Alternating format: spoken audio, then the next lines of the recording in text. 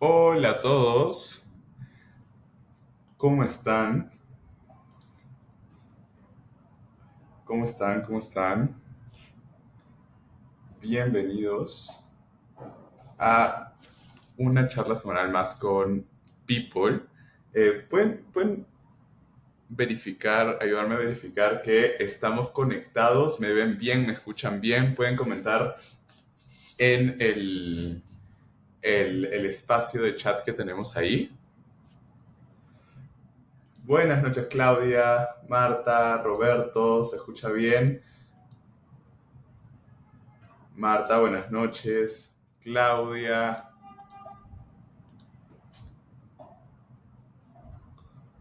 Isabel. Bueno, ya somos 32 personas actualmente en esta nueva plataforma. La verdad es que estoy sumamente agradecido con estas 32 personas que se acaban de conectar. Yo sé que han tenido que descargar probablemente una aplicación y eso siempre es un poquito pesado. Pero a pesar de las adversidades, pues hoy día estamos juntos, unidos en una plataforma que la verdad nos da muchas más posibilidades para poder interactuar y poder amplificar la cantidad de personas. No solamente estamos a través de Riverside, que es la plataforma en la que están actualmente ustedes, sino que también estamos en Facebook y estamos en YouTube, entonces pueden compartir los links con cada una de las personas que deseen, ¿ok? Así que antes que nada voy a dar algunas indicaciones sobre la diferencia de este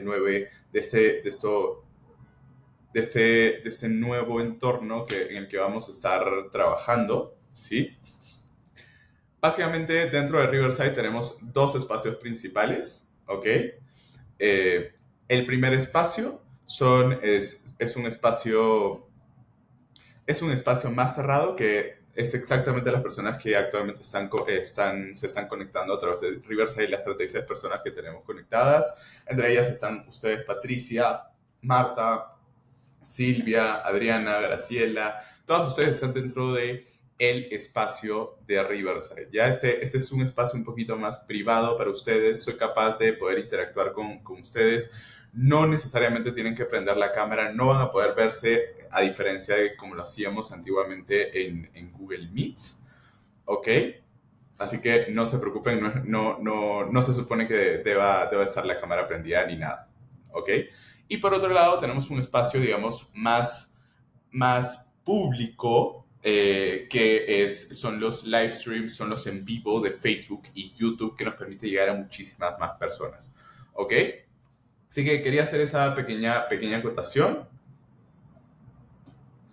Eh, Confírmenme que todos me ven bien, todos me escuchan bien.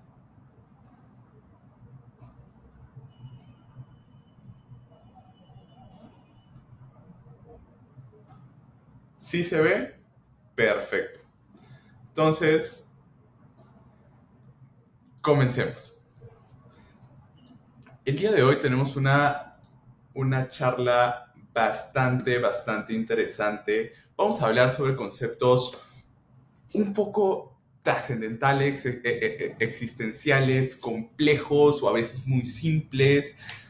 Vamos a hablar sobre el sentido de la vida, ¿no? El título de la charla de hoy se llama ¿qué, cómo encontrar el sentido de la vida cuando estamos pasando por situaciones de incertidumbre? Para aterrizarlo más, probablemente durante un proceso oncológico, ya sea que seas paciente o seas familiar, probablemente hayas pasado por algún tipo de proceso con demasiada incertidumbre cuando te comienzas a cuestionar absolutamente todos sus propósitos, ¿no? Yo soy Piero Cosme, soy uno de los fundadores de People y People es una clínica oncológica basada en México con un único objetivo: mejorar la calidad de vida de los pacientes y las familias que estén en un proceso de cáncer. Esto lo hacemos a través de dos espacios súper importantes. El primero es la comunidad, donde tratamos de distribuir muchísima información de alta calidad, entre ellos estos eventos, estas charlas que hoy día los estamos entregando a ustedes a través de esta nueva plataforma llamada Riverside, y donde nuestro objetivo principal es poder maximizar el alcance de la información que ya existe para que ustedes puedan tomar mejores decisiones, puedan darse cuenta de todas aquellas herramientas que tienen, necesitan y que pueden solicitar, ¿sí? Y por el otro lado tenemos a los programas de atención médica. Son programas que diseñamos con un equipo de especialistas multidisciplinariamente. La invitada de hoy es una persona muy especial para nosotros y que también está incluida dentro de este equipo médico con el que trabajamos de manera conjunta, donde el objetivo está en hacer que ustedes puedan conseguir las herramientas necesarias para alcanzar sus propósitos. Y bueno, Piero, ¿qué significa propósito? Pues depende de ustedes. Hay personas que están en un pleno desarrollo de algún tipo de carrera profesional o por el otro lado pueden, pueden tienen tal vez algún hobby que todavía necesitan desarrollar, quieren pasar más tiempo con su familia, quieren viajar. Independientemente de cuál sea el objetivo o propósito que ustedes tengan, nuestro objetivo en People es juntar a un equipo excepcional de médicos, especialistas orientados a cáncer y poder darles a ustedes el acompañamiento y la atención médica que haga esto posible. ¿Ok? Así que, bueno, esa es la introducción de People. Y el día de hoy nos está acompañando una invitada, como les dije, súper especial. Su nombre es Alicia Valencia. Alicia Valencia es psicoterapeuta con más de 25 años de experiencia. Es especialista en logoterapia, tanatología y cuidados paliativos. Y tiene estudios en instituciones como la Universidad Iberoamericana y la Universidad Las Palmas de Gran Canaria. Es miembro de la Asociación Latinoamericana de Cuidados Paliativos y ha dedicado su carrera a acompañar a pacientes en momentos difíciles, ayudándolos a encontrar sentido en la adversidad. Hace ya más de algunos 4 o 5 meses, me parece, o fue el año pasado que conversamos con Alicia justo acerca de logoterapia, del sentido de la vida. Así que estamos hoy día, casi 7 meses después, volviendo a tocar el tema y creo que es un buen momento para refrescar todos estos conceptos. Así que déjenme darle paso a Alicia, pues con un muy gran, fuerte aplauso. Y ahí nos conectamos con Alicia. Alicia, ¿cómo estás? ¿Me escuchas? Muy bien, muy claro, muchas gracias. Ahí está. Perfecto. Entonces, Alicia, te acabo de presentar 25 años de experiencia como psicoterapeuta, básicamente la misma edad que tengo yo, una vida ayudando a diferentes pacientes en diferentes disciplinas. Eres logoterapeuta, tanatóloga, psicoterapeuta. Cuéntame, ¿cuál es la motivación detrás de tan robusta carrera? ¿Cuál es la persona que está detrás? ¿Cuáles son tus motivaciones? Y aprovechando que estamos hablando del sentido de la vida, me gustaría preguntarte acerca del sentido de tu trabajo. ¿Cuál tú consideras que es? Bueno, muchas gracias por la presentación. Muchas gracias, Piero, por este espacio. Es un placer estar aquí contigo, con People, como siempre, con tu audiencia. Buenas noches a todos. Bueno, has hecho una pregunta muy amplia que nos podríamos llevar mucho tiempo. Yo empiezo siendo psicóloga, me gusta la psicología, me llama mucho la atención el comportamiento humano. Ahí es donde empiezo con psicología. De ahí me fui primero hacia el psicoanálisis, a las profundidades, ¿no? A conocer las motivaciones, la psique humana. Eso me llevó poco a poco también durante la carrera, incluso a leer sobre tanatología, también era algo que me interesaba, pero me enfoqué en el psicoanálisis. La vida me fue llevando también hacia otros lares, las pérdidas propias en mi vida de personas queridas me llevaron también hacia la tanatología primero. De la tanatología me di cuenta de que la logoterapia era un complemento muy importante, encontrar el sentido en la vida después de la pérdida. Y eso me lleva después a la logoterapia. Y de ahí de la pérdida, de la tanatología, el trabajo con las personas y las pérdidas. Eso es lo que me lleva después al trabajo con las personas en los momentos de enfermedad, en los momentos terminales, acompañar a los pacientes en estos momentos, porque me daba cuenta de que muchas veces los pacientes y los familiares viven o vivíamos estas circunstancias en mucha soledad emocional, y eso me llevó también a la parte de los cuidados paliativos. Ese ha sido como el recorrido. Este descubrimiento de este problema, de esta soledad en estos procesos de enfermedad, ¿se pueden atribuir tal vez a alguna experiencia personal propia, algo que te tocó vivir desde tus propios zapatos? ¿De dónde sale, como por ejemplo, esta realización, ¿no?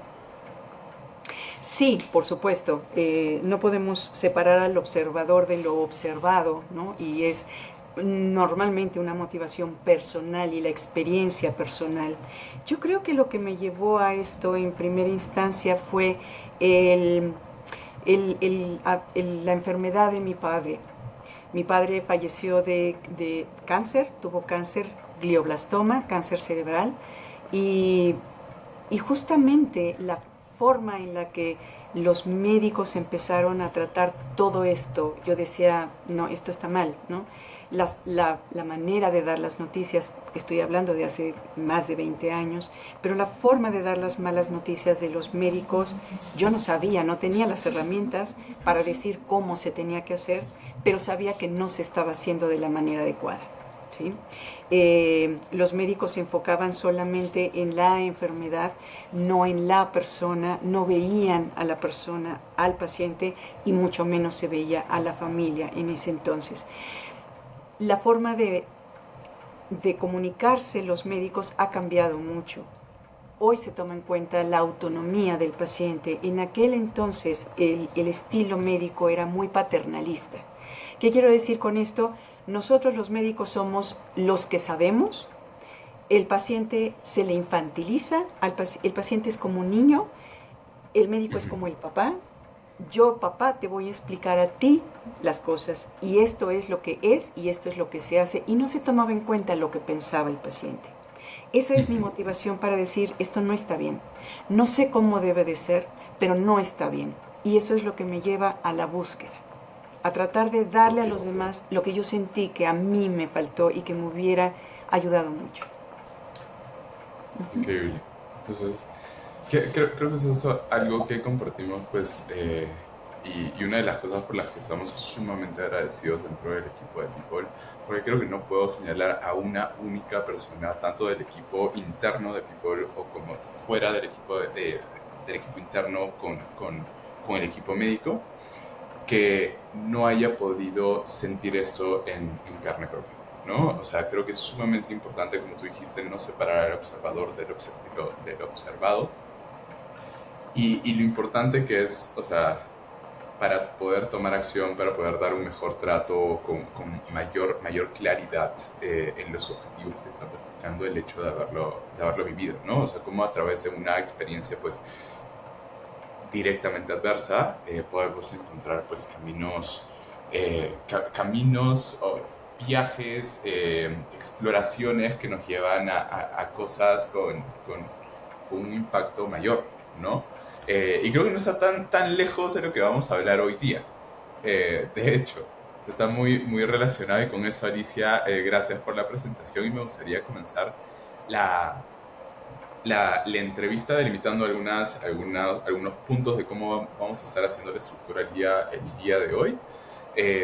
Para toda nuestra audiencia, para las más de 80 personas que ya nos están acompañando, y nuevamente gracias a todas las personas que se han dado el trabajo de explorar esta nueva plataforma con nosotros.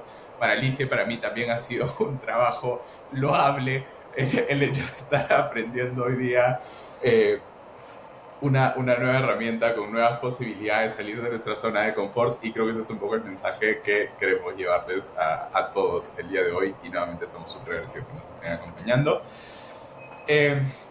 Vamos a estar estructurando la sesión de hoy día, el evento de hoy día, en dos etapas principales. vamos a poder conversar con Alicia. Yo voy a estar, tengo acá una cantidad de preguntas que vamos a estar explorando acerca del sentido de la vida, qué nos referimos con el sentido de la vida, cuáles son los orígenes de las disciplinas que vamos a estar hablando el día de hoy, ¿no? Cómo esto se termina aterrizando en un proceso oncológico y, en segundo lado, eh, vamos a poder abrir también el micrófono para poder interactuar con la audiencia, ¿no? Con estas 80 personas que nos están escuchando. Entonces vamos a tener estos componentes principales durante el resto de la sesión para que todos estemos alineados. Así que con eso, Alicia, quiero comenzar con la primera pregunta y hay que setear aquí un poco de contexto, ¿no? Alicia, para empezar, ¿podrías explicarnos de manera sencilla de dónde nace y en qué se diferencia la logoterapia, por ejemplo, y este sentido de la vida, el contexto del sentido de la vida que vamos a ver hoy día de otros enfoques terapéuticos?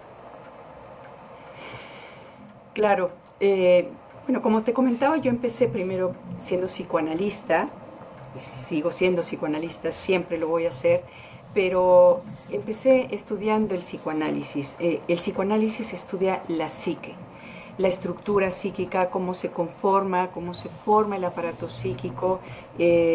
Una frase muy típica del psicoanálisis es infancia es destino, ¿sí? ¿Cuáles son las cosas que yo he vivido y eso cómo ha ido modelando mi personalidad, ¿no? Ese es el psicoanálisis. La logoterapia es considerada la tercera escuela vienesa de psicoterapia. La primera es el psicoanálisis, la segunda es la psicología individual de Adler y la tercera es la logoterapia y el análisis existencial de Viktor Frankl. Viktor Frankl admiraba a Freud. Él decía que Freud había puesto las bases muy importantes y que Freud era un gigante y él era un enano. Pero un enano que se sube a los hombros de un gigante puede ver más allá de lo que ve el gigante.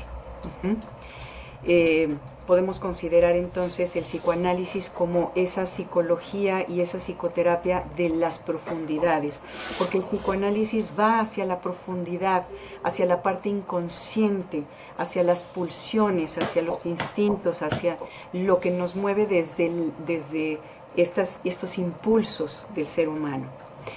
Mientras que la logoterapia es considerada como la psicología de las alturas, porque la logoterapia considera que el ser humano es un ser tridimensional. ¿Cuáles son estas tres dimensiones del ser humano? La dimensión somática, física, el cuerpo, la dimensión psíquica de las emociones y la dimensión espiritual o noética que le llaman, ¿sí? El psicoanálisis y en general las psicoterapias no toman tanto en cuenta la parte espiritual como lo hace la logoterapia. ¿Qué es la logoterapia? Así como a grosso modo, es esa terapia que busca el sentido, justamente, el sentido en la vida, ¿no? Eso es básicamente lo que está, donde está la logoterapia. Pensando en esta parte espiritual, el espíritu, y no confundamos con el alma, que normalmente hablamos de alma desde una perspectiva más religiosa, ¿no? El espíritu es esa parte para la logoterapia propiamente humana. Compartimos con muchos seres vivos el cuerpo, un cuerpo, ¿no? Incluso unas emociones, pero la parte espiritual, con todas sus características, la capacidad de ir más allá de sí mismo, que le llama la autotrascendencia, salir de mí hacia algo, hacia alguien, esta capacidad de ejercer mi libertad y la responsabilidad son como estas partes espirituales características del ser humano. Y esas son las características, son los fundamentos, digamos, ¿no?, de la logoterapia. La logoterapia empieza, y su fundador es Viktor Frankl, como lo mencioné. Viktor Frankl fue un psicólogo, médico, judío que estuvo en campos de concentración en la persecución nazi, en el Holocausto. Él estuvo en 4 campos de concentración. Y sabemos de alguna manera un poquito cómo fue esta experiencia en el campo de concentración. Brevemente voy a mencionar nada más algunas cosas que creo que son importantes de puntualizar. Cuando entraban a los campos de concentración, les quitaban todo, ¿no? Los rapaban completamente, les quitaban la ropa. Y entonces Viktor Frankl narra en su libro más emblemático, que se llama El hombre en busca de sentido, narra esta experiencia, cómo entra al campo de concentración y cómo se queda con su existencia desnuda. No les dejan nada más que esta existencia desnuda, ¿sí? Y entonces él se da cuenta y él empieza a hablar de la libertad. Él no era libre. En el campo de concentración no había libertad, ¿sí? Estaban presos, estaban encerrados. Y él dice, pero siempre tenemos una libertad. La libertad última es la libertad para. Y la libertad para elegir la actitud que voy a tomar frente a esto, ¿sí? No tenemos la libertad de elegir si vamos a entrar a la cámara de gas o no, pero sí la actitud con la que entro. Esa es mi libertad, esa es mi área de libertad y esa nadie me la puede quitar. Y todos tenemos, ¿verdad, Piero?, un campo de concentración. Sí. La enfermedad es un campo de concentración. Una situación difícil, problemática, la muerte, todos cargamos con un campo de concentración y todos tenemos, a pesar de todo, en todo momento, esta capacidad de tener esta libertad. Junto con la libertad viene también la responsabilidad. La libertad me lleva muchas veces a tomar decisiones, a tomar una postura, a elegir algo. Y frente a ello está también la responsabilidad. Y podemos ver la responsabilidad no solamente como causa-efecto y como si yo hago algo tengo que hacer algo. Responsabilidad viene de responder. Y tengo la responsabilidad de responder a las circunstancias y responderle a la vida. Muchas veces cuando estamos en nuestro propio campo de concentración, lo que hacemos es preguntar ¿por qué? ¿Por qué a mí? ¿Por qué me pasa esto? ¿Por qué esta situación? Y nos dice Viktor Frankl, es que no estamos nosotros para preguntarle a la vida. La vida nos está preguntando a nosotros. La vida nos está preguntando, ¿qué vas a hacer con esto que se te presenta? Y yo tengo el deber de responder. ¿Cómo voy a responder? Esa es la pregunta. Ok. Entonces, como para hacer una pequeña síntesis de lo que, pues como me dijiste, esta es una pregunta bastante amplia, ¿no? Entonces, hoy ya vamos a estar hablando acerca del sentido de la vida, más específicamente centrado en las definiciones de la logoterapia, ¿no? La logoterapia tiene como el fundador Viktor Frankl, que era un médico, psiquiatra, ¿no? Que además de esto era judío y llegó a vivir pues las experiencias de la Segunda Guerra Mundial dentro de un campo de concentración, ¿no? Probablemente una de las peores barbaries, con las peores masacres posibles que la humanidad haya podido ver. Entonces claramente, o sea, aquí hay como algunos componentes, como tú nos comentas, de Viktor Frankl en ningún momento decidió esto, ¿no? Se le impuso dentro de las circunstancias de su vida, ¿no? ¿Qué era el sentido de la vida para Viktor Frankl? ¿Cómo él lo definía? El sentido de la vida era aquello que le permitía seguir adelante. Durante el tiempo que él estuvo en el campo de concentración, él vio muchos de sus contemporáneos, muchos de los otros presos, caer en una desesperación y los campos de concentración estaban cercados con una alambrada electrificada, ¿sí? Y él vio muchos de sus compañeros en esta desesperación suicidarse, aventándose contra la alambrada. Y él se prometió a sí mismo que él no iba a hacer eso, porque él tenía un para qué seguir luchando. Tuvo varios a lo largo del tiempo. a él lo separan obviamente las mujeres estaban por un lado, los hombres estaban por el otro, él estaba prácticamente recién casado, ¿sí?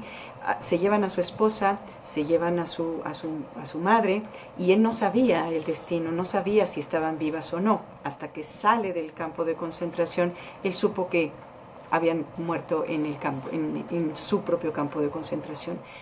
Pero Ujú. él tenía la esperanza de reencontrarse con ellas. Ese era un sentido para él. Él tenía también el sentido porque cuando él entra al campo de concentración, él estaba haciendo un escrito. Él estaba empezando a desarrollar estos conceptos sobre la logoterapia, y él traía su manuscrito y él lo esconde en su abrigo. Obviamente cuando llega y les quitan todo, pues el escrito se va en ese abrigo. Y entonces él decide que él tiene que salir de ahí para hablar de la logoterapia, para hablar de esto que él reflexiona durante su encierro. Ese es otro sentido que él tiene. Entonces, esto era lo que a él le hacía seguir adelante. Ese era su sentido. Ok. Y otros que Y, vamos a ir platicando. ujú. Entonces, bueno, y también como contexto, ¿no? Para todas aquellas personas que quieran, pues, saber más acerca de esta, ¿cómo se dice? Disciplina, tesis, De esta forma de acerca más de la terapia. logoterapia, Ujú, de esta forma de terapia, ujú. pueden leer El hombre en búsqueda de sentido, ¿no? Claro, claro. De Víctor Frank, Muy donde pues recomendable. relata de manera bastante descriptiva cada una de las masacres que pues les hacían a los judíos en la época nazi, ¿no? Y también comienza a hablar bastante acerca de la reflexión eh, acerca de estos para qué es más fuertes y finalmente lo que nos motiva a poder responder a estas situaciones, ¿no? Que finalmente pues se traduce en la responsabilidad de responder también a estas situaciones. Eh, Súper. Gracias Alicia por la introducción. Entonces ya hemos entrado a terreno conocido. Espero que las personas que nos estén escuchando atentamente. Nos han dicho por ahí que el sonido está un poquito bajo, así que eh, esto no se preocupen que no es de sus celulares, es de la propia plataforma, así que les voy a pedir que por esta sesión hagan el esfuerzo de escuchar sumamente cerca de sus dispositivos, unos audífonos, para que no se pierdan absolutamente nada de la sesión el día de hoy. ¿Sí? Eh, ok, entonces, siguiente pregunta. Para, para volver a establecer, ¿no? El título que tenemos hoy día se llama ¿Cómo encontrar el sentido de la vida cuando todo es incierto? Y para que no parezca que estamos sobreprometiendo alrededor, porque son palabras creo que bastante fuertes, palabras que tienen muchísimo cliché alrededor, los escuchamos en diferentes películas, novelas, cuentos, ¿no? Eh, Creo que una gran parte es esta conceptualización desde la logoterapia, desde los enfoques que estableció Víctor Frank. Desde tu experiencia, Alicia, ¿cuáles tú consideras, y pudiendo aterrizarlo más al campo oncológico o al campo de enfermedades complejas, cuáles son algunos de los mayores desafíos que enfrentan los pacientes y sus familias, ¿no? Ya sea de cáncer o sea de una enfermedad compleja nuevamente, cuando tratan de encontrar el sentido en medio de tanta incertidumbre, ¿no? O sea, pongámonos en el caso de una familia de clase media que tenía muchísimas ambiciones, propósitos todavía por lograr ya en los 45 años o la diagnostican con algún tipo de cáncer, puede ser cáncer de mama, cáncer de estómago. Y la primera pregunta es, ¿por qué a mí? ¿Por qué me pasa esto? ¿No? Y hay un montón de información, hay un montón de incertidumbre, el camino se ve cuesta arriba, ya no sabemos si vale la pena, ¿no? ¿Cuál es el tipo cómo debería una persona abordar estas situaciones, ¿no? Para tratar de separar el ruido de las circunstancias versus digamos, este farol, esta luz de mis propósitos y el sentido que yo escojo como persona perseguir. Ok, bueno, lo primero creo que tenemos que hablar antes de cuando me llega un diagnóstico de esta manera, se rompe el mundo como yo estaba acostumbrado a verlo, a vivirlo, ¿sí? Yo vivo, todos, tú, Piero, yo, todos vivimos con una serie de presupuestos. Muchas cosas las damos por sentadas, ¿sí? Tú me hiciste favor de invitar a esta charla, a este diálogo, y dimos por sentado que nos íbamos a poder encontrar hoy. Y lo damos por sentado, en realidad, sin un fundamento. No sabemos si verdaderamente vamos a llegar y nos vamos a encontrar. No nos preguntamos si mañana va a salir el sol. Damos por sentado que va a salir el sol. Cuando la verdad es que no tenemos ninguna fundamento para decir que va a suceder, porque puede no suceder. ¿Sí? Podríamos no habernos encontrado el día de hoy si algo hubiese sucedido. Entonces vivimos presupuestando que las cosas ahí están y se dan. Y cuando llega un diagnóstico de una enfermedad, un cáncer o cualquier otra situación compleja de salud, se rompe mi mundo presuntivo. Todo aquello que yo presuponía se rompe, ¿sí? Tenemos que empezar entonces porque es un duelo. Hay una pérdida. Hay una pérdida de mi mundo presuntivo, hay una pérdida de la salud, hay una pérdida de lo que yo daba por sentado. La vida me para, la vida me detiene. Y lo primero que tenemos que hacer entonces, antes de buscar el sentido de la vida de nuevo, es recoger estos pedacitos del mundo y ver qué me sirve y reinventarme poco a poco. Pero lo primero es una pérdida.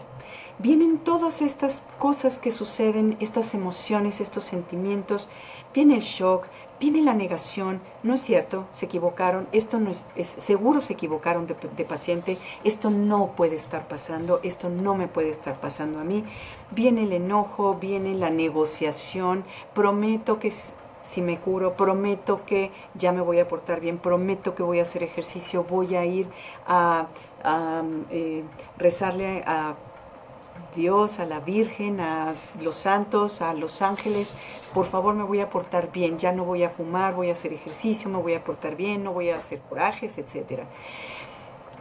Y si esto no funciona, entonces llego a la parte de la depresión, de la tristeza, hasta que a lo mejor llego a la aceptación de esta situación. Y es cuando llego a aceptar esta situación como mi nueva realidad, que entonces me digo, ¿y ahora qué? Es cuando paso del por qué al para qué. El sentido tiene que ver con el propósito. ¿Qué hago con esto? Que aquí está. Yo no lo busqué, yo no lo pedí, no lo elijo, no me gusta, pero la vida me lo puso enfrente. ¿Qué voy a hacer con estas cartas que me está dando la vida? ¿Cuál es el juego que voy a poder hacer hoy con estas cartas? Sí. ¿Y de qué forma, digamos, más práctica has visto, por ejemplo, en casos de pacientes, de familias? ¿Cómo se ve este proceso, ¿no? O sea, si pudiéramos cómo graficarlo en tu experiencia, cómo vienen los pacientes contigo, en qué tipo de etapa, qué piensan, cómo están las crisis en ese momento y cómo viene siendo como este proceso de realización, ¿no? De darnos cuenta qué eventos contribuyen a eso. ¿Cómo tú describirías eh, este proceso clínico o este proceso logoterapéutico de un paciente que, o una familia que perdió, digamos, o está muy confundido al respecto de sus propósitos? Hay una enfermedad de por medio que es, o sea, como tú dijiste, es un campo de concentración, ¿no? Hasta que llega hacia la realización de sus propósitos, ¿no? Eh, y aquí también creo que es importante, la última vez que habíamos conversado, yo recuerdo mucho esto, es que no existe un solo sentido de la vida, ¿no? Y también eso es tal vez como un poco bajarle el romanticismo a la palabra, al concepto, y por eso también es importante hablar de la definición propia de la logoterapia para que la audiencia sepa de qué nos estamos refiriendo, ¿no? ¿Cómo viene este proceso? ¿Cómo se ve este inicio y este, no sé si fin, pero como proceso establecido, proceso más iterativo, estable de un paciente que ya, digamos, obtuvo las herramientas desde la logoterapia? Bueno, creo que cómo llegan los pacientes pueden llegar en muchos momentos. Hay pacientes que llegan desde el momento en el que les van a dar un diagnóstico, porque los médicos me invitan a colaborar con ellos, a acompañarles en el momento de dar la mala noticia. Um, es muy importante porque muchas veces los médicos también se ponen nerviosos. Los médicos están muy acostumbrados, muchos de ellos están muy acostumbrados a tratar órganos, enfermedades, a curar, ¿sí? Pero no a ver a la persona integral. Hay algunos que ya empiezan a invitarnos a nosotros también para que los acompañemos y acompañemos al paciente desde el principio, ¿no? Desde que le van a dar el diagnóstico, desde que se va a comunicar esta mala noticia, y lo que pasa con la persona muchas veces es que entra en shock. Esto no puede ser, esto no me puede estar pasando, y en el momento en el que se le da un diagnóstico, el médico empieza inmediatamente a hablar de una serie de cosas y de términos y de tratamientos y el paciente ya no escuchó nada. El paciente ya se bloqueó, ¿sí? Entonces, es importante también estar viendo la reacción del paciente, acompañar al paciente, que el médico se tome un tiempo para ver qué está pasando con la persona. Uh-huh. Que no enferma un órgano, estamos hablando de una persona en toda su tridimensionalidad, ¿sí? Entonces tenemos que acompañar desde todo este proceso de pérdida, desde la tanatología, desde el shock, acompañar, desde la negación, acompañando también, porque la negación es necesaria en un momento dado. La negación es una protección contra algo que es extraordinariamente fuerte y doloroso. Y necesitamos también respetar ese momento de negación, ir ayudando y acompañando a que vaya bajando poco a poco y se vaya aceptando esta nueva realidad, ¿sí? Entonces podemos tener también al paciente en ese momento. Y los desafíos van siendo muchos. Creo que la pérdida es el principal desafío, porque no es una sola pérdida, se pierden muchas cosas. Estoy perdiendo la salud, probablemente voy a perder una mama o alguna parte de un órgano, voy a perder mi vida como era. Ya no puedo seguir haciendo las cosas que tenía que hacer porque ahora tengo que incluir citas médicas, citas para ir a ponerme la quimio. No tengo a lo mejor la misma fuerza, la misma energía, la misma capacidad de concentración. Son muchas las pérdidas que se dan alrededor de una enfermedad. Uh-huh. La familia también reacciona frente a ello. Entonces creo que son muchos desafíos. ¿Qué pasa con esto? Se pierde la ilusión, se pierde la esperanza y se pierde el sentido, ¿sí? Que como bien mencionas, no es un sentido. Estamos muy acostumbrados a hablar de el sentido de la vida, pero el sentido de la vida está compuesto de muchos pequeños sentidos. Esto es muy Hay importante. que culpar a Hollywood por eso. Sí, hay que culpar a Hollywood de muchas cosas, ¿sí? De muchas cosas. Es importante también entonces poderme generar otros sentidos, ¿sí? Frente al por qué es importante decir que frente a esto, ¿qué hago? Como decíamos, más que hacerle preguntas a la vida, ¿cómo le voy a responder a la vida con esto que me está presentando? ¿Sí? Decía Nietzsche. Hay justo Nietzsche, discúlpame. Decía Nietzsche, y lo toma y lo retoma la logoterapia: quien tiene un porqué en la vida encuentra casi cualquier cómo. Ujú. Esta frase me parece que es muy poderosa. Quien tiene un porqué, quien tiene un para qué en la vida, encuentra casi un cualquier cómo, soporta casi cualquier cómo. Porque la logoterapia nos habla de, no se trata de preguntar por qué, se trata de preguntar para qué. ¿Para qué me está sucediendo esto? ¿Para qué puedo utilizar esto que me está pasando? ¿Qué puedo hacer con esto que me está sucediendo? ¿Mm? Sí, yo creo que tú, o sea, creo que en algún momento conversamos de esto, pero ¿crees que la historia de la logoterapia hubiera sido igual si es que Víctor Frank no hubiera pasado por un proceso tan devastador como un campo de concentración? Porque definitivamente hay un proceso, o sea, hay como un establecimiento de autoridad importante ahí, ¿no? ¿Crees que lo hay? O sea, como crees que tal vez, volviendo también un poco a lo que conversábamos, como esto del observador y lo observado, ¿no? O sea, definitivamente Víctor Frank acá hay como una conjugación increíble de cosas entre pues la autoridad de haber pasado por definitivamente un proceso que estaba fuera de su control, que él no lo escogió, que fue extremadamente devastador, humillante, con mucho sufrimiento. Tenía como los conocimientos técnicos y académicos de un psiquiatra prestigioso, ¿no? Que al final, o sea, y que se combinan con esta tesis o esta terapia, esta nueva disciplina que se desarrolla. Eh, ¿Cómo ves eso? ¿Te crees que la historia hubiera sido igual de la logoterapia en el caso de que Víctor Frank no haya pasado por un proceso tan devastador como campo de concentración? Yo creo que su vivencia fue muy importante para poder hablar en primera persona, porque en la logoterapia hablamos en primera persona, hablamos del análisis de la existencia. Y no habla de la existencia, sino de mi existencia, ¿no? Una de las tesis de la logoterapia es que la persona es única e irrepetible. Uh-huh. Y sin embargo, también se fundamenta en esta frase de Terencio que dice, humano soy y nada de lo humano me es ajeno. Mencionabas, Piero, hace rato algo muy importante.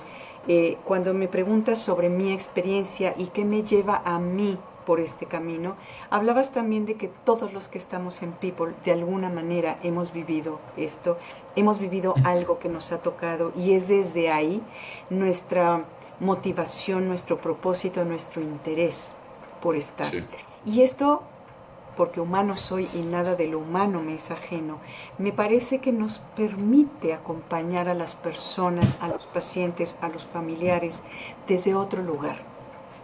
Hay una frase que me gusta muchísimo, porque tenemos que diferenciar lo que es la simpatía de la empatía y de la compasión.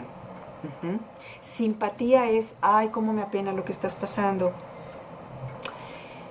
Empatía es si yo viví algo parecido y sé lo que se siente o me pongo en tus zapatos. Y compasión es desde el honrar tus sentimientos, honrar tu proceso. La compasión es empatía puesta en acción, ¿sí? Uh-huh. Me pongo en tus zapatos, pero me pongo en tus zapatos y voy más allá. Porque independientemente de que yo lo haya vivido, humano soy y nada de lo humano me es ajeno. Y la frase que me gusta mucho es, acompañamos, no desde la postura de yo soy el médico, tú eres el paciente, no desde la postura de yo estoy sano y tú eres el enfermo, sino Claro. desde la postura del sanador herido. Sanador Estamos en herido. el sanador herido. Estamos en la postura, en esta dualidad, en esta relación, me toca el papel del sanador, acompañando. Sin embargo, puedo acompañar porque yo también he sido herido, porque yo también sé lo que se siente estar ahí y porque independientemente de eso yo honro tu proceso único e irrepetible, diferente a como yo lo vivo, con decisiones diferentes a las que yo tomaría quizá, pero yo te acompaño en lo que tú decides, lo que tú haces, te oriento a lo mejor en las cosas que yo sé, pero las decisiones son tuyas, las elecciones son tuyas, porque tú y solo tú estás ahí. Ok, eso me pone a pensar también como o sea, definitivamente, no sé si llamarlo como, o sea, ahorita tal vez mirándolo de manera retrospectiva, esta posición del sanador herido genera hasta casi algún tipo de ventaja sobre aquellos que no han vivido algo parecido. ¿Cuál es su posición respecto a todos aquellos, si vemos el panorama de manera más sistémica, ¿no? Considerando que efectivamente hay un problema en, en la escasez de médicos o especialistas compasivos? eh, ¿Cuáles son las formas de llegar a ser compasivos sin necesariamente pasar por el mismo proceso que a la persona a la que estoy atendiendo, ¿no? Tal vez estamos malditos de poder tener un sistema de salud compasivo porque es imposible que todos los médicos pasen por un proceso similar. ¿Cuál es tu postura? Me parece que la compasión tiene que ver con este acercamiento hacia el otro, donde yo no soy el experto, yo tengo ciertas herramientas, pero el experto en tu vida eres tú, Piero, es el paciente, ¿sí? Y creo que es importante respetar la dignidad de la persona, respetar la autonomía de la persona, el respeto y sobre todo la escucha.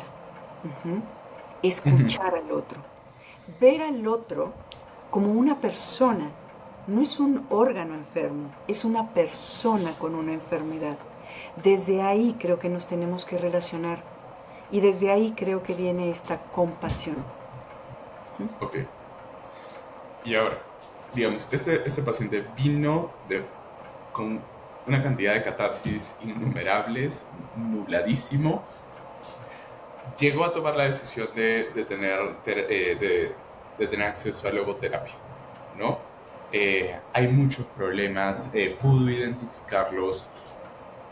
¿Cómo ahora vemos la luz después del camino? ¿Cómo es ese proceso de realización? Digamos, ya llegamos al punto más bajo. ¿Cómo nos levantamos a través de la logoterapia? ¿Cómo tú lo has visto de manera práctica, de manera real? ¿Qué etapas crees que hay ahí?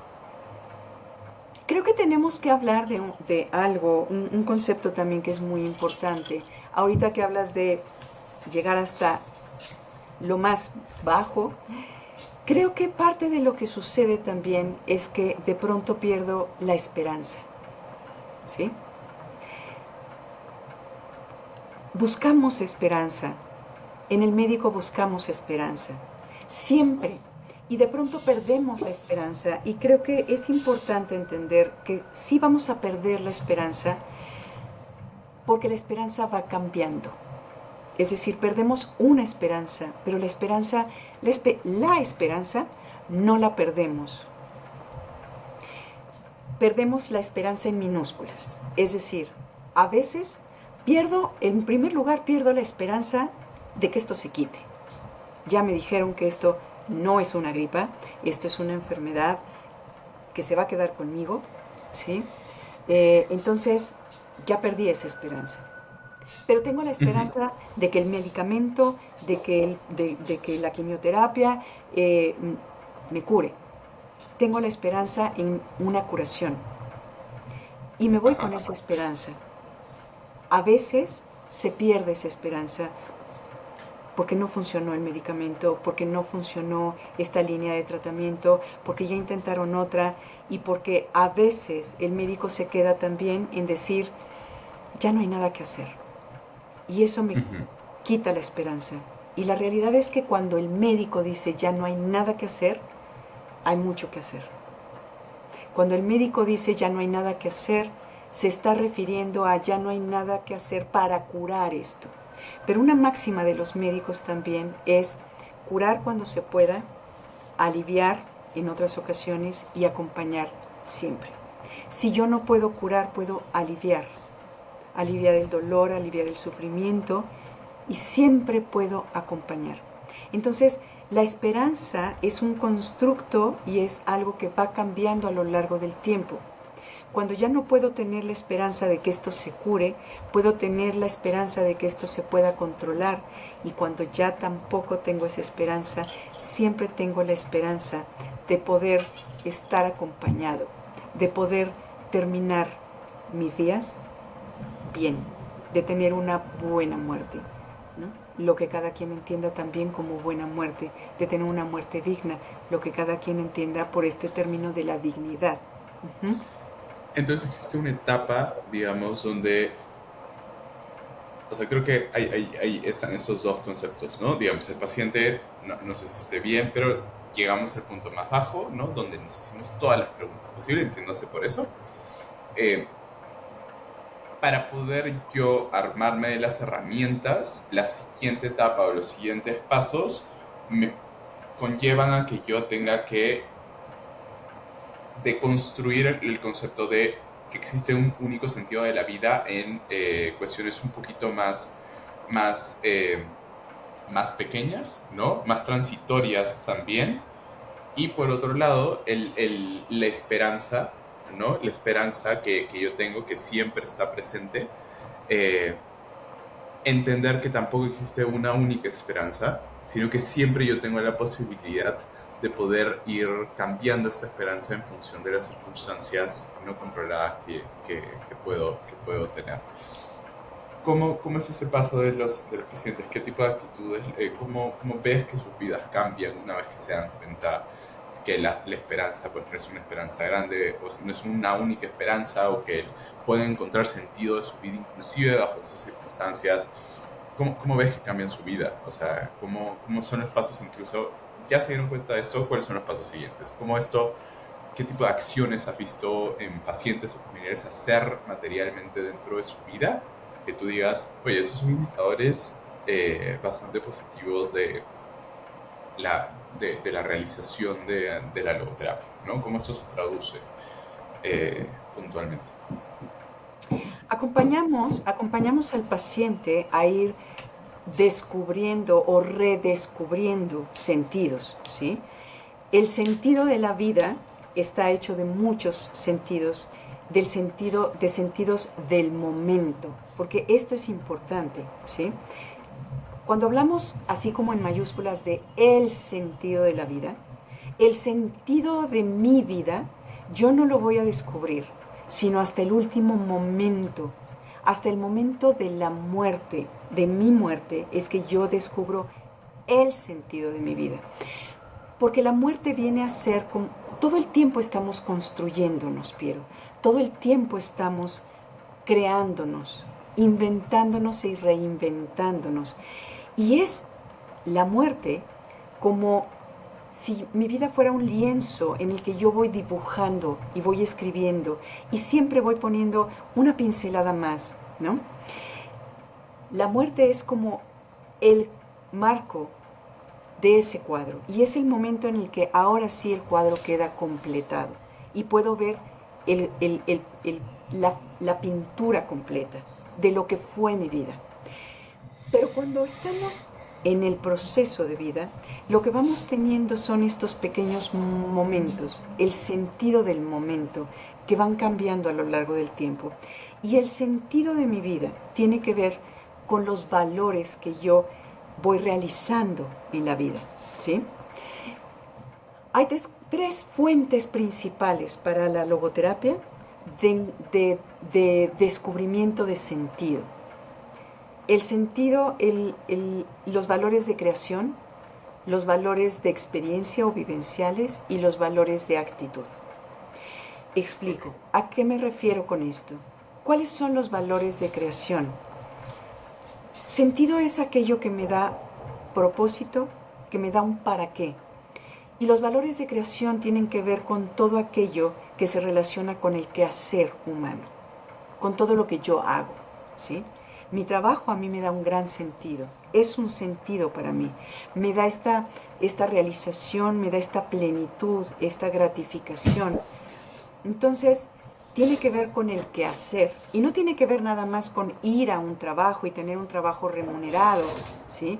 Los pacientes pueden encontrar este sentido de los valores de creación en lo que deciden hacer y dejar como un legado para los suyos. Hay pacientes que de pronto deciden hacer un cuadro, bordar un cuadro, bordar una colcha, bordar una almohada y dejarlo como ese legado que quieren dejar a los suyos. Ahí hay un Ujú. sentido, ¿sí? Ahí hay un sentido muy importante. Están también los valores vivenciales, lo que yo quiero, ¿sí? Lo que yo gozo. Los valores vivenciales tienen que ver con las experiencias, con lo que me da la naturaleza, no con lo que yo hago, sino con lo que yo percibo y yo recibo. A lo mejor el que me lleven a Chapultepec, el contacto con la naturaleza, el que abran la ventana cuando yo estoy a lo mejor en la cama, que abran la ventana porque acaba de llover y ese olor a la lluvia, ese olor a hierba mojada, ¿sí? Eso es un valor vivencial. Eso es algo que me llena el espíritu, ¿sí? El amor, lo que comparto con los otros, ese amor y esas relaciones, eso que yo doy amorosamente y ese amor y ese cuidado que yo recibo y que me permito recibir, esos son los valores vivenciales. Esa también es una fuente de plenitud que me llena el corazón. Y están los valores de actitud frente a lo que no puedo cambiar, la actitud que yo voy a tomar frente a esto que me está sucediendo. ¿Cómo vivo esto? ¿Cómo elijo vivir esto que me está sucediendo? Ok, ok. Entonces, ya hemos como un poco descrito estas etapas, ¿no? De realización. Es que hay un proceso como que incluso que creo que hasta mágico en ese proceso entre que te tocan esas circunstancias que no puedes controlar, que son casi como pues un golpe de realidad muchas veces, ¿no? En un mundo donde vivimos corriendo, donde vivimos trabajando, donde vivimos pensando en la cartulina para la niña, en, en en el proyecto del trabajo, ¿no? Un mundo que está como casi que sistematizado hasta que pues la naturaleza propia de la enfermedad y la muerte nos ambientan una circunstancia que nos casi Para, obliga a reflexionar al respecto, ¿no? a parar. A parar, a parar, sí, definitivamente. Y ahora, eh, mi siguiente pregunta va respecto hacia Alicia, ya escuché que es el sentido de la vida, ¿sí? Entiendo que no existe un sentido de la vida general, existen sentidos que yo voy escogiendo, están estos valores vivenciales, existenciales, ¿era? De Y creación de creación y y los de los de actitud, actitud. Ajá. ¿no? Y entiendo cómo se ve este proceso desde el diagnóstico. Entiendo, yo me he sentido igual cuando he pasado un proceso parecido de diagnóstico, me he nublado, no he sabido para dónde ir, ya ni siquiera sabía para qué, cuál era el porqué o los para qué de mi existencia. ¿Cómo empiezo? Es la primera vez que escucho de logoterapia. ¿Qué me puedo llevar de acá? ¿Qué me invitas a que accione hoy día en la noche en mi cama? ¿Hay alguna pregunta que debería comenzar a hacerme? ¿Hay alguna acción que podría comenzar a hacerme si es que yo me siento hoy día perdido? ¿No? Si es que todavía no identifico cuál es el sentido de mi vida el día de hoy. ¿Cuál es tu propósito el día de hoy? Cuando hablamos de la pérdida del sentido, estamos muchas veces hablando de lo incierto, ¿sí? Un diagnóstico de cáncer, de una enfermedad así, me pone frente a lo incierto, a la incertidumbre. ¿Y qué sigue? Y es el miedo junto con lo incierto lo que me hace también perder el rumbo. Uh-huh. Los valores son ese faro que me guía hacia el sentido en la vida. Creo que eso es lo importante. ¿Cuáles son mis valores? Y por valores, creo que tenemos que entender lo que realmente importa. ¿Qué es lo verdaderamente importante para mí? ¿Quién? ¿Qué cosa? ¿Qué proyecto puedo hacer en este momento? ¿Puedo realizar en este momento? ¿Cuál es mi sentido primero con el que me encuentro? Cuidar mi salud, cuidar este proyecto de salud que tengo. Me acaban de dar un diagnóstico, pero me están diciendo que tengo que tomar una medicina, que tengo que ponerme una quimio, que tengo que hacer ejercicio, que tengo que comer de alguna manera. Este es mi primer sentido, el para qué. Este es el sentido primeritito que puedo encontrar. Entonces, cuando tú dices, estoy en la cama y digo, ¿y qué sentido tiene todo esto? ¿Qué sentido puede tener? ¿Para qué voy a hacer esto? Esa es la pregunta. Me están diciendo que tengo que hacer una serie de estudios, que tengo que hacer una serie de tratamientos. ¿Para qué? ¿Para qué? ¿Para qué estoy haciendo esto? ¿Para estar con mis hijos? ¿Para curarme? ¿Para terminar un proyecto? ¿Para qué? Te cuento una anécdota muy rapidita de Viktor Frankl. Cuando llegó un paciente a decirle que su vida no tenía ningún sentido. Que estaba pensando incluso a lo mejor en terminar con su vida, ¿no? Y entonces Viktor Frankl, que era muy confrontador, le decía, ¿y por qué no lo ha hecho? Y la respuesta fue, es que le dolería muchísimo a mi familia. Ahí está el valor del amor, el valor de la familia, el pensar en la familia, ¿sí? Y de eso me agarro. Ese es el valor. Entonces siempre hay un valor. Eso es lo que me hace seguir adelante. ¿Para qué voy a hacer todo esto que me están diciendo? Para vivir más tiempo. ¿Y para qué quiero vivir más tiempo? Ahí es donde nos empezamos a preguntar qué es lo verdaderamente importante. Porque los pacientes al final no dicen quiero vivir más tiempo para trabajar más, para hacer otro proyecto. Normalmente es para estar con mi gente, para estar con mis seres queridos, para poder ver nacer a mi hijo, ver nacer a mi nieto, para ver que se gradúe mi hijo. Eso es lo que me hace seguir, eso es el sentido y eso es lo que hoy en mi cama tengo que descubrir. ¿Para qué? O al menos iniciar la discusión, ¿no? Claro. Dejar la pregunta abierta. ¿Cuánto tiempo se puede demorar una persona en descubrir esto? ¿Qué tipo de procesos has visto? Personas que tal vez lo encuentran a los días, para sus personas que se demoran meses, años tal vez.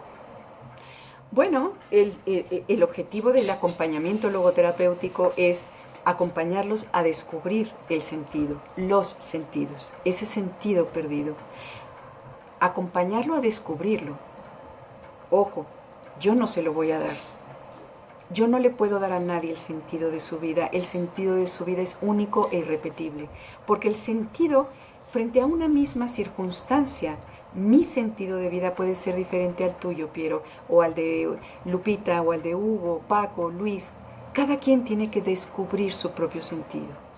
Pero esos sentidos muchas veces están nublados. Y están nublados como se nubla el cielo. Y esas nubes no me permiten ver el sol, pero el sol ahí sigue. Aunque haya nubes, aunque no lo vea, el sol ahí está. Y yo acompaño, la logoterapia o el logoterapeuta acompaña al paciente a ir más allá de esas nubes y a darse cuenta, y esa es también la confianza de saber que el sentido ahí está.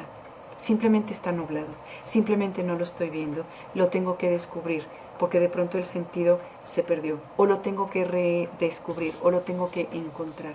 Cada quien su propio sentido.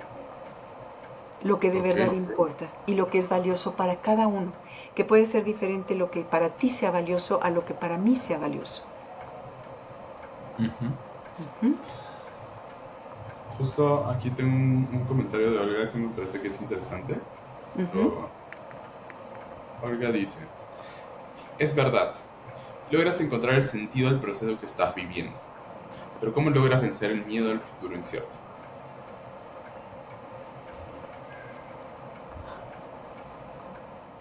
Creo que estamos partiendo de una premisa equivocada: vencer el miedo.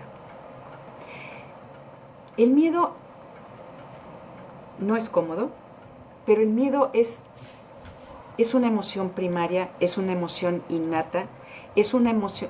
Todas las emociones primarias tienen una propia sabiduría. El enojo es una emoción que me da que tiene mucho poder, muy poderosa, que tiene mucha fuerza, que me hace ir para adelante, que me hace plantarme, que me hace poner límites muchas veces. El miedo es una emoción que me contacta con lo valioso. Tengo miedo de perder aquello que me es valioso. Y eso es lo que me ayuda a contactar los valores, a contactar lo valioso en mi vida. Y creo que el miedo, no sé si lo venzo o aprendo a convivir con el miedo. Aprendo a abrazar mi miedo. Aprendo a escuchar mi miedo. El miedo viene sobre todo también cuando yo percibo que hay una situación que percibo como amenazante porque siento que no tengo los recursos para confrontarla, para enfrentarla. Entonces el miedo me habla de qué es aquello que me está haciendo falta para enfrentar esta situación. Miedo vamos a tener siempre. Miedo a lo desconocido, miedo a lo incierto. Entonces la invitación es a dejemos de pelearnos con el miedo. Aprendamos a caminar con el miedo, a volverlo un Ujú. aliado de nosotros. No nos desgastemos tratando de quitarnos el miedo. Uh-huh. Espero haber respondido no sé quién hizo la pregunta. Olga, Olga. Olga, sí. Pues es algo que yo la verdad resueno bastante con esa respuesta, Alicia. No imagino la cantidad, probablemente nunca hayamos evolucionado como especie si es que no hubiéramos sentido miedo nunca. Nos hubieran matado los tigres dientes de sable, probablemente, ¿no? Es una emoción, es una emoción como muy instintiva, creo, ¿no? O Así sea, es. los animales sobreviven porque pues tienen ese instinto de peligro, de encontrar alguna situación amenazante y pues que las impulsa a evitar ciertos escenarios o incluso reaccionar ante ellos, ¿no? ¿Qué sería de nosotros sin el miedo? Tal vez en un escenario más más construido, pues con miles de años de evolución, esto parece, a veces nos olvidamos de por qué existen estas emociones, ¿no? Y como te decía hace rato, el miedo me pone enfrente a lo valioso. ¿Sí? ¿Cuál es el miedo? ¿Qué es aquello que me provoca y que me produce miedo? Perdón, es mi reloj que está marcando la hora un poco retrasada. ¿Qué es lo que me provoca miedo? ¿A qué le tengo miedo? ¿Por qué le tengo miedo? Estas son las preguntas. Frente al miedo, creo que lo importante, lejos de tratar de correr de él, es sentarme de frente y ver cuáles son los miedos. Como logoterapeuta, esa es mi función. Cuando la paciente llega y me dice es que tengo mucho miedo, vamos hablando del miedo. ¿Cuál es tu miedo? ¿Qué te provoca miedo? Y vamos tratando de ver cuáles son los recursos y las herramientas que tengo para ir deconstruyendo y enfrentando este miedo. Uh-huh. Ok, buenísimo. Gracias, Alicia. ¿Te parece si comenzamos con...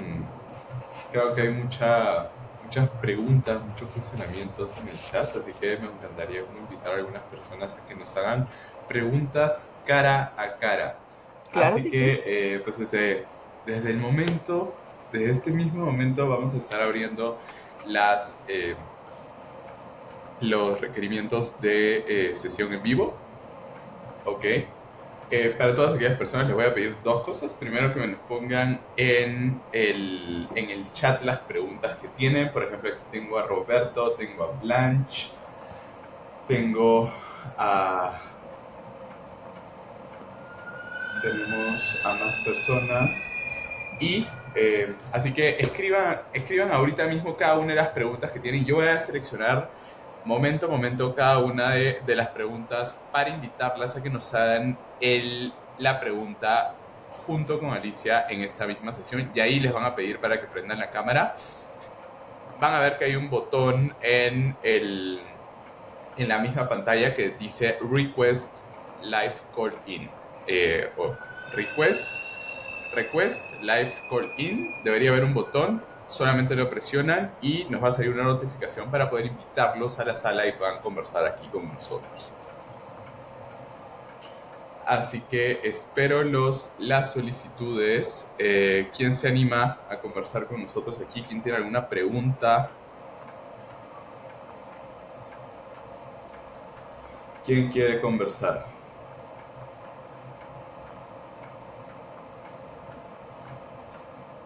Mientras se animan, si quieres, Piero, decías que en el chat hay preguntas, podemos ir respondiendo a esas. ¿Quieres? Sí. Sí. A ver.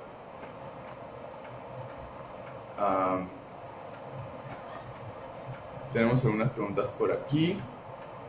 ¿Cómo superar el miedo de volverme una carga para mi familia? Patricia. Ok. Patricia, cuando estamos en un proceso de enfermedad, cuando sentimos que necesitamos del otro, tenemos miedo de volvernos una carga, y creo que este es un miedo muy natural. Creo que también es importante entender que para el otro, para mi ser querido, para mi familia, también es importante poder estar para el que está enfermo, ¿sí? Tenemos también que permitirle al otro, porque no solamente tengo yo que descubrir nuevos sentidos, yo como la persona, el paciente, también la familia descubre nuevos sentidos. Y es un sentido para la familia el poder estar para uno o estar para ti. También es importante para la familia. Entonces, permitámosle también a la familia que realice ese sentido, porque lo hacen desde el amor.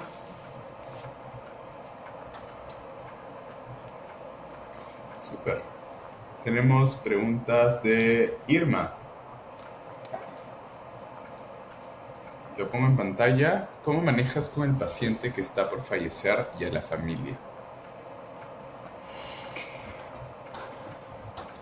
Creo que hay cosas que son muy importantes, y para mí hay 5 o 6 tareas que son las que se tienen que realizar. En esos momentos lo que más importa es podernos ir en paz. Es poder preguntarle al paciente si hay algo pendiente, si hay algo que le preocupe, que no le permita estar preparándose para este parto, porque esto es como un parto, ¿sí? Así como algún día tuvimos un parto para llegar a esta vida, estamos en un proceso de labor, en un proceso de parto para irnos de esta vida. Entonces, a veces hay algo, situaciones, asuntos inconclusos que no nos permiten irnos porque nos quedan como pendientes. Entonces, es importante poder escuchar al paciente, poder acercarnos con el paciente y con la familia, para saber si hay algún asunto pendiente que podemos resolver, que podemos ayudar a resolver, que es necesario resolver, cosas que se tienen que decir, cosas no dichas, ¿sí? Es importante poder pedir perdón, es importante otorgar perdón, es importante también podernos perdonar a nosotros mismos, es importante poder decir gracias.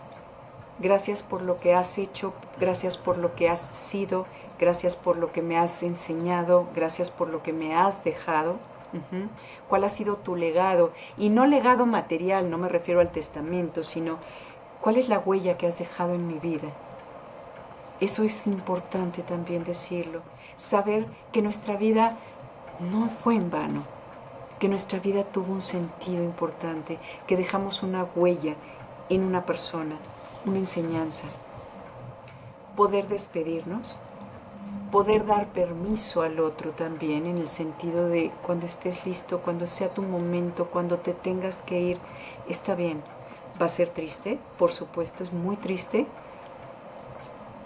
pero vamos a estar bien, porque vamos a quedarnos con todo aquello que vivimos, ¿sí? Todo aquello que vivimos son experiencias acumuladas. Viktor Frankl hablaba del granero lleno. ¿Qué tan grande es mi granero? A mí me gusta hablar de la biblioteca porque a mí me gusta mucho leer. Entonces, cada experiencia que hemos tenido es como un libro que yo voy acumulando en mi biblioteca. Cada cosa que vivimos, buena o mala, todas las experiencias, todas las anécdotas, todas las aventuras, todas las cosas que vivimos y que superamos y que nos reímos y que compartimos, es un libro en mi biblioteca. Voltea a ver tu biblioteca. ¿De qué tamaño es tu biblioteca? No nos quedamos tan solos, nos quedamos con todo eso, porque todo eso es lo que hace el recuerdo. El futuro, porque muchas veces eso es lo que hace el problema y la angustia, que ya no tengo un futuro para construir, y no lo tengo, pero tengo un pasado muy rico, porque todo lo que hemos vivido no hay manera de que se borre. Ahí están mis libros, ahí está mi biblioteca. ¿De qué tamaño es mi biblioteca? Y poder decir adiós, y decir te quiero, y decir adiós. Así. ¿De qué tamaño es tu biblioteca? Otra pregunta para que se la lleven hoy en la noche. ¿De qué tamaño es su Siguiente biblioteca? persona que tenemos.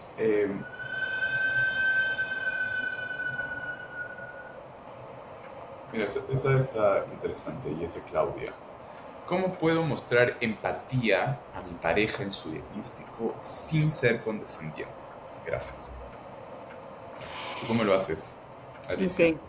Me parece que la condescendencia tiene que ver con esto que hablábamos de la simpatía.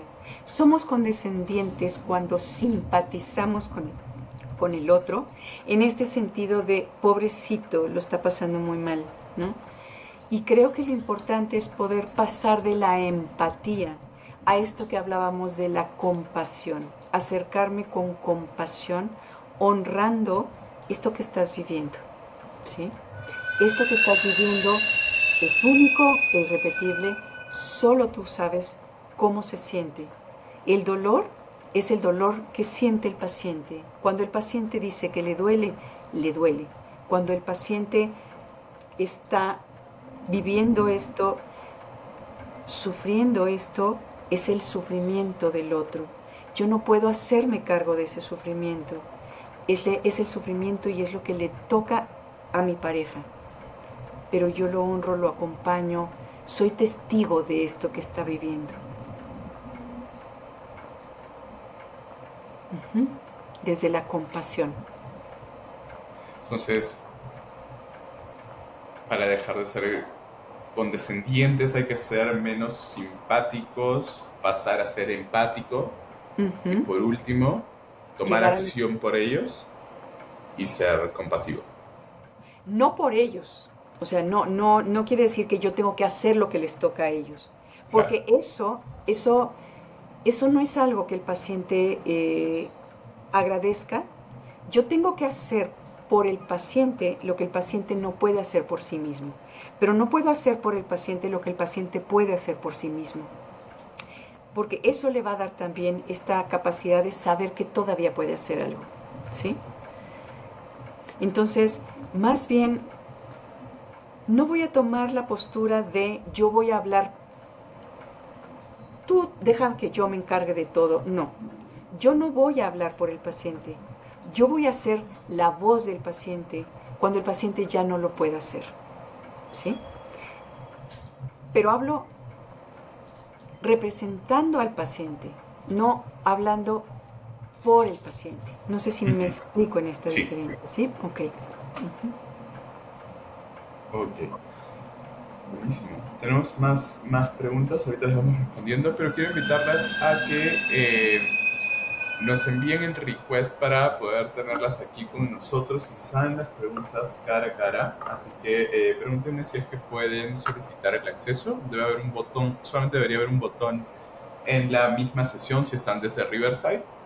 Les van a pedir que pongan su nombre, la pregunta que quieren que respondamos y, y también si están utilizando audífonos o no. Le ponen comenzar y aquí me va a salir una notificación para invitarles.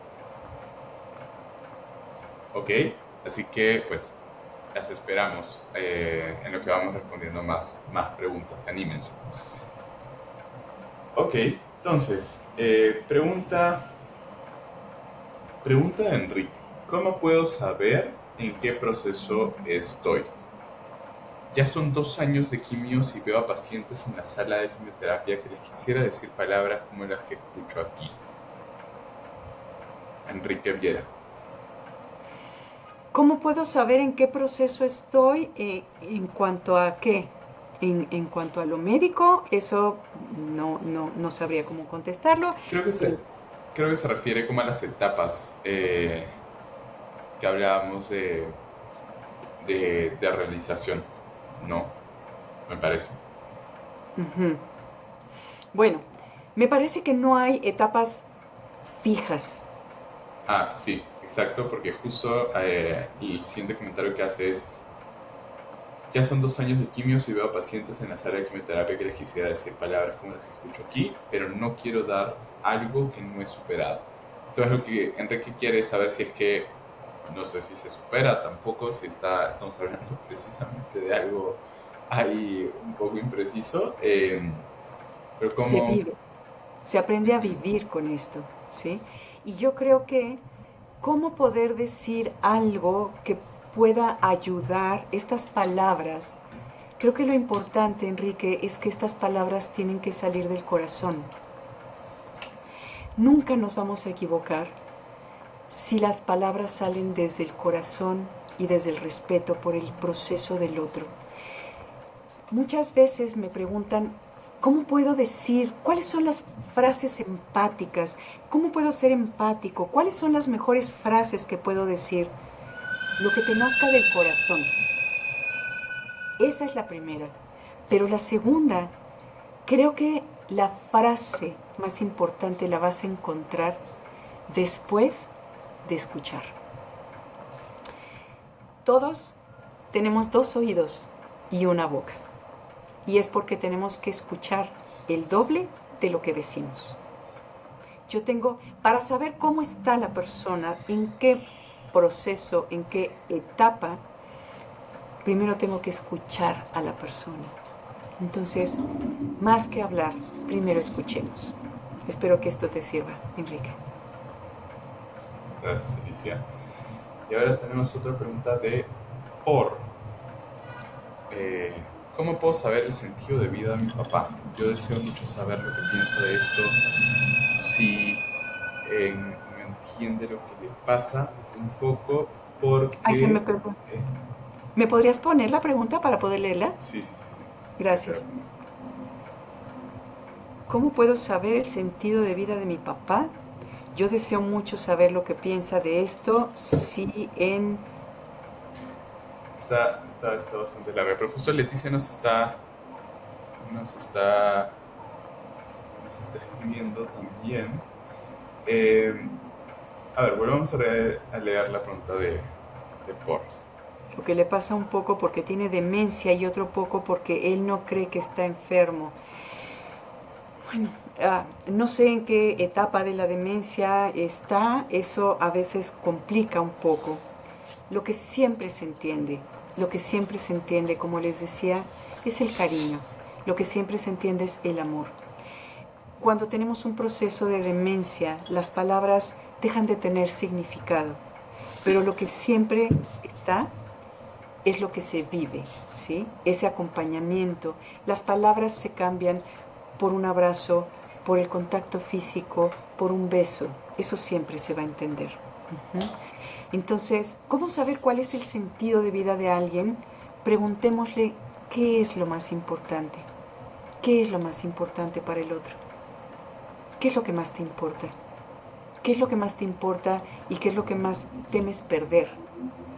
Eso me da lo valioso, eso me da el sentido. También tenemos a Silvia que pregunta: yo con cáncer de colon ya no pueden ofrecerme nada de tratamiento, solo cuidados paliativos, y yo no sé qué hacer, me siento desamparado. ¿Qué podemos decirle a Silvia? Ok, sí, es una noticia muy fuerte, es una noticia muy dolorosa. Y como decíamos hace rato, se pierde la esperanza de tener una cura, de poder tener un tratamiento, pero no se pierde la esperanza de poder estar acompañado, de poder decirle a los míos quizá que los quiero, de recibir el cariño de ellos, de poderme abrazar y acompañar y saber, porque lo más importante y lo que siempre podemos prometer es que alguien no va a estar solo, que lo vamos a acompañar. Creo que eso es lo que más puede en un momento dado acompañar esta sensación de desamparo. Saber que no vamos a estar solos. ¿Y te parece si tenemos una última pregunta, Alicia, y vamos cerrando? Claro que sí. Tengo una pregunta de Nelly. No encuentro realmente sentido a la vida y ahora en esta situación me siento sola. Hace años perdí a mi bebé. ¿Qué puedo hacer? ¿Cómo ayudarme? No sé si se ha trabajado esta pérdida. Perder a un bebé es muy fuerte, es muy doloroso y muchas veces es una pérdida que le llamamos desestimada, ¿sí? Las pérdidas de los abortos, las pérdidas de los bebés que no llegan a nacer y las pérdidas de los bebés recién nacidos o muy chiquitos son pérdidas desestimadas porque las personas, quizá con muy buena intención, pero a veces salen con comentarios muy desafortunados, bien intencionados quizá, pero muy desafortunados de eres joven, tienes un angelito en el cielo, vas a tener otros hijos. Si no me importan los otros hijos que voy a tener, me importa este que estoy perdiendo. No quiero tener un angelito en el cielo, quiero tener a mi bebé en mis brazos. Entonces, creo que es importante empezar por ahí. Como decíamos al inicio de esta charla, antes de hablar de cuál es el sentido y el para qué de esto que me está sucediendo, primero tengo que trabajar la pérdida, trabajar el duelo. Después viene el sentido. Pero no puedo saltarme el proceso del duelo, ese lo tengo que vivir. Perfecto. Muchísimas gracias, Alicia. Y con esa pregunta cerramos el día de hoy una exhaustiva y súper completa plática, charla, entrevista acerca del sentido de la vida. Nuevamente, yo creo que siempre me pongo en los zapatos de las personas que deben estar viendo el título y yo me imagino pues la cantidad de expectativas, como a veces falsas incluso, que podemos generar a partir de la palabra. Es un concepto muy fuerte que puede tener incluso hasta varias variaciones e intensidades dependiendo de la persona que lo lea, ¿no? Y como decimos, pues hay que culpar a Hollywood de bastantes cosas. Y el sentido de la vida, el propósito, el fin último, pues probablemente también sea una de ellas. Aquí me gustaría aterrizar algo porque literalmente el sentido, y creo que desde que conversamos la primera vez, son cosas que nosotros hemos puesto muy tangiblemente, o al menos tratamos de tangibilizarlo desde People. Y al final, o sea, la forma en la que nosotros dentro del equipo interno de People, inclusive con los mismos médicos, somos muy duros con esto, ¿no? O sea, la razón por la cual la gente no está yendo, las personas no están yendo, no están yendo a una consulta para asistir a un tratamiento. O sea, el propósito no es asistir al tratamiento, el tratamiento es un medio, ¿no? Y entender qué es lo que quiere conseguir la persona el día de hoy, ¿no? Si la persona está viniendo por preguntas o por algunas complejidades dentro de la nutrición oncológica, tal vez es porque sencillamente quiere disfrutar de un asado con su familia, ¿no? O si hoy día está asistiendo a una sesión de ginecología oncológica porque tiene resequedad vaginal, es tal vez porque pues, está afectando esto su salud sexual y también la relación que tiene con su pareja. Y preservar su patrimonio es uno de sus propósitos más importantes, ¿no? O por el otro lado, la razón por la que van a una sesión de levoterapia, o la razón por la que van a, a cualquier sesión, a una sesión oncológica, a una sesión de paliativos, tener calidad de vida, reducir los dolores, hay un propósito mayor detrás de todo esto y es nuestra responsabilidad como especialistas, como médicos, como una organización que está tratando de mejorar la calidad de vida de los pacientes, que sepan que el fin último no está ni siquiera en la calidad de vida, ¿no? Está en lo que haces tú con esta calidad de vida. Y creo que es algo que pues, practicamos desde People, y te agradezco a ti personalmente porque creo que eres una de las personas que nos han dado esta perspectiva de manera bastante clara. Y saber que todo lo que nosotros estamos haciendo pues, no son objetivos en sí mismos, son medios, herramientas, circunstancias que queremos generar para estos pacientes en reducción de dolor, en mejores herramientas emocionales, en menos resequedad vaginal, en menos sintomatología puesta por los tratamientos que tienen, para que si bien hoy día, y creo que esa es la tesis principal de People, si bien hoy día nosotros no podemos prometer una cura del cáncer, ¿no? Lo que sí podemos brindar con el objetivo de ayudar a los pacientes y familias a conseguir sus propósitos y estos sentidos, ¿no? Es brindarle las herramientas necesarias para que ellos sean capaces, tanto físicamente como emocionalmente, de cumplir estos sentidos que ellos se les ponen, ¿no? Para algunas personas puede ser ver a sus hijas graduarse o a sus hijos graduarse. Para algunas personas puede ser seguir viajando, pero también pues ahí tenemos bastantes historias de personas que tenían incluso una carrera profesional y gracias al trabajo en equipo que hemos tenido dentro del People, pues hoy día pueden volver a trabajar y pues, no es necesario que renuncien a sus carreras profesionales, ¿no? Así que quería hacer esa pequeña acotación. No sé, ¿tú qué opinas del rol de los médicos? Pero es algo que a nosotros creo que nos alinea mucho, nos nutre mucho todos los días y ese es el principal rol de People en todo esto, ¿no? No somos fines, o sea, nosotros no proveemos consulta, no proveemos atención, proveemos como el medio para que esas personas puedan, ojalá, ser capaces de encontrar sus propios sentidos, tengan la Así es, disposición física para hacerlo. claro. Y me parece ¿Qué opinas de esto? importante también de lo que dices, el acompañamiento siempre, el que la persona se sienta acompañada, no se sienta sola, el poder ayudarle a quizá a navegar por toda esta situación. No podemos, no podemos darle a lo mejor cantidad de vida, pero podemos ayudarle a descubrir la calidad de vida que también es única e irrepetible. ¿Qué es calidad de vida para ti, Piero? A lo mejor es algo diferente a lo que es calidad de vida para mí, ¿sí? Y lo importante es respetar eso. No podemos quizá alargar la vida, no podemos alargar los días de vida, pero sí podemos ensanchar. Y de eso se trata, de encontrar el sentido, algo que ensanche estos días que tengo, que valga la pena vivir hasta el último momento. Sí a la vida a pesar de todo, es lo que nos dice Víctor Frankl. Sí. Víctor Frank. Entonces, para todos ustedes, háganse la pregunta, ¿para qué? ¿No? Para qué estoy yendo al tratamiento? ¿Para qué estoy yendo a mis consultas médicas? ¿Por qué estoy tomando estos medicamentos? Porque al final, o sea, entre todo, lo sigo haciendo, ¿no? Y fácil, creo que esa es una muy buena pregunta. Si todavía no me he rendido, ¿qué es lo que me está motivando a seguir con esto? Ujú. Eh, y lean, por favor, el nombre En busca de En busca de sentido de sentido. Víctor Frank. Ahí por el grupo vamos a estar enviando el, la liga para que puedan comprarlo, descargárselo, lo pueden encontrar de manera bastante fácil en Amazon, en su librería preferida, de seguro que lo tienen. Es un libro muy conocido.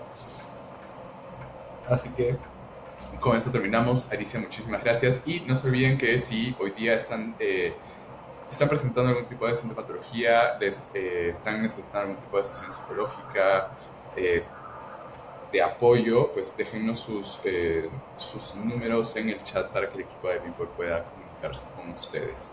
¿Ok? Así que con eso termino. Alicia, mil gracias, un placer conversar contigo como siempre. Y para todas las personas que nos han acompañado, a las 53 personas que nos siguen acompañando, y sé que hay un grupo de Meets donde también se están transmitiendo esto, y creo que hay alrededor de 35 personas. Mil gracias para todos. Nos estaremos viendo en una siguiente vez y vamos a estar compartiendo también la grabación de esta sesión. Chao. Muchas gracias, Muchísimas Piero. gracias. Buenas noches. Buenas noches. Y ahora sí, solamente para terminar, les voy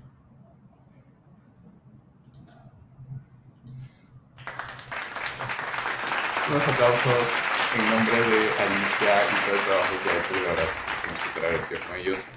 No se olviden que hacemos charlas todas las semanas. La siguiente semana vamos a estar teniendo otra charla súper interesante, así que quédense y no se olviden de participar. Si son cuidadores, estamos abriendo un grupo exclusivamente para ustedes donde vamos a estar compartiendo información, tips y charlas específicamente para el cuidado, tanto de pacientes que estén en un proceso oncológico como incluso de ustedes mismos. Así que atentos al chat grupal.